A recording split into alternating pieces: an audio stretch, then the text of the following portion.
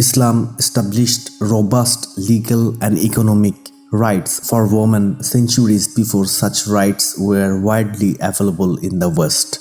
Today, in part 2, we talk about legal and economic rights for women in Islam. 1. The rights to financial independence and property. A cornerstone of women's right in Islam is financial autonomy. Right to own property. A woman has the absolute right to own, manage, and dispose of her own wealth, property, and earnings entirely separate from her husband or any male relatives. She can buy, sell, invest, and enter contracts on her own. Inheritance. While pre-Islamic custom often excluded women from inheriting, the Quran clearly outlines a woman's right to an inheritance share.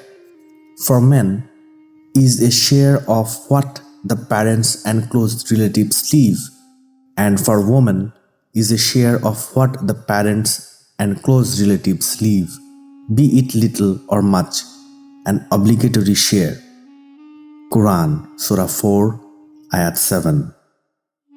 Note that the difference in the specific ratio, such as a daughter's share being half a son's in some cases, is often linked to the financial responsibilities placed on the man to provide for his family, including the woman's maintenance. The dowry, Mahr. At the time of marriage, the husband is obligated to pay a Mahr, a marriage gift or dowry, directly to the wife. This is her sole property, and she is not obligated to spend any of it on the household. Financial maintenance, Nafaqah. A husband is legally and religiously obligated to provide for his wife's full financial needs, food, clothing, shelter, etc., regardless of her own wealth. Even if the wife is a millionaire, the financial burden of the household rests on the husband. She is not obligated to spend a penny of her personal wealth on the family. This is a crucial distinction and a protection of her economic status. 2. The right to marriage and divorce. Islam established marriage as a mutual contract, not a forced ownership. Consent in marriage. A woman's explicit consent is absolutely essential for a marriage contract to be valid. The Prophet Muhammad nullified marriage where a woman was married against her will. A previously married woman has more right regarding herself than her guardian, and the permission of a virgin must be sought for marriage. Hadith collection of Muslim.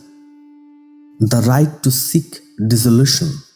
While the husband has the right to initiate divorce, talaq, the wife also has right to seek separation.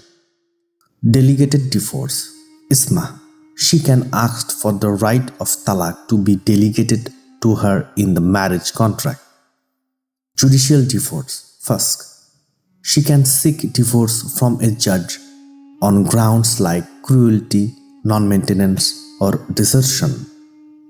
Redemption, Khula. A woman can initiate a separation by returning the Mahr or other financial compensation to the husband if she simply cannot continue the marriage. So in this part, we discuss about the legal and economic rights for women. Thank you for watching our videos. Please like and subscribe our channel, share this video, and stay with us. Thank you so much.